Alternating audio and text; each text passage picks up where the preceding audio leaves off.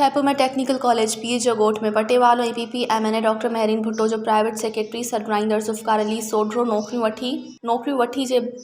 वठी ॾियण जे बहाने ज़ुल्फ़िकार अली सोढरो खैपुर में टेक्निकल कॉलेज पीर जो ॻोठ में पटे वालो ऐं PPMNA डॉक्टर महरीन भुट्टो जो प्राइवेट सेक्रेटरी सरबराहींदड़ ज़ुल्फ़िकार अली सोढरो नौकरियूं वठी ॾियण जे बहाने करोड़ रुपया मुख़्तलिफ़ माण्हुनि खां ठगी करे खाए वियो, जंहिं अमल ख़िलाफ़ मुतासिर नौजवाननि ऐं उन्हनि जे वारसनि ज़ुल्फ़िकार सोढरो जी शहबाज़ कॉलोनी खैपुर वारे घर जे ॿाहिरां सियाल बिरादरी जे माण्हुनि एहतजाज कयो, जंहिंजी अॻवानी करम हुसैन सियाल, मोहब्बत सियाल ऐं ॿिया करे रहिया हुआ, जिन सहाफ़ियुनि खे ॿुधायो त ज़ुल्फ़िकार सोढरे हैदराबाद जे लम्स कॉलेज, डिस्ट्रिक्ट ऐं सेशन जज हैदराबाद ऐं एरीगेशन खाते हैदराबाद जहिड़े इदारनि जा कूड़ा नौकरियुनि जा ऑर्डर ॾेई 50 लख रुपया फुरी वियो आहे। इहो चई पैसा वरिता त हालनि जे मक़दूम में MNA डॉक्टर महरीन भुट्टो जी कोटा जा ऑर्डर आहिनि, जिन खे पैसा ॾिया आहिनि। हुन चयो त जेसिताईं असां ग़रीबनि खे पैसा न कंदो तेसिताईं असां संदसि घर अॻियां बुख हड़ताल कंदासीं।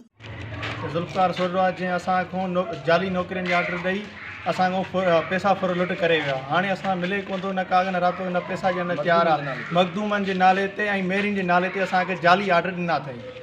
असां जेके आहिनि तक़रीबन असांखे हैदराबाद रुलायो अथई, ॿियो टियों कोई असांजो हुन रिकॉर्ड ई न आहे, न वैल्यू न का ॻाल्हि आहे। हाणे असां मिले बि कोन थो, न राब्तो करे थो। असां ग़रीब व्याज ते पैसा वठी हिन खे ॾिना आहिनि 50 लख रुपया आहे। कंहिंखो 20 लख वरिता अथई, कंहिंखो 15 लख वरिता अथई, कंहिंखो 30 लख वरिता अथई। असां 5 ॼणा 5 सौट मासात भाणे जा मामा सभु फुरिया लुटिया वेठा आहियूं। असांजे ॻोठ जो आहे ज़ुल्फ़िकार सोढरो, पीउ जो नालो उस्ताद मेहराब सोढरो अथसि। पाण हू शरीफ़ हो, पर हे अलाए कहिड़े क़िस्म जो। असां ग़रीबनि खे लुटे छॾियो अथई।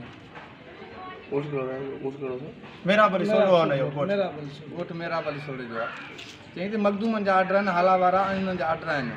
उन्हनि जे नाले ते असांखे पैसा वधे जे मां तव्हांखे इहे ऑर्डर पका आहिनि, तव्हां परेशान न थियो। जेकर तव्हांजा ग़लति ऑर्डर निकिता त मां यारून भरे ॾींदुसि।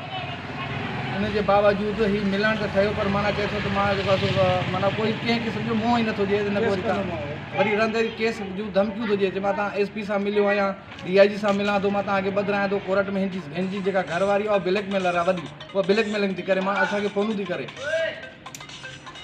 गला करम।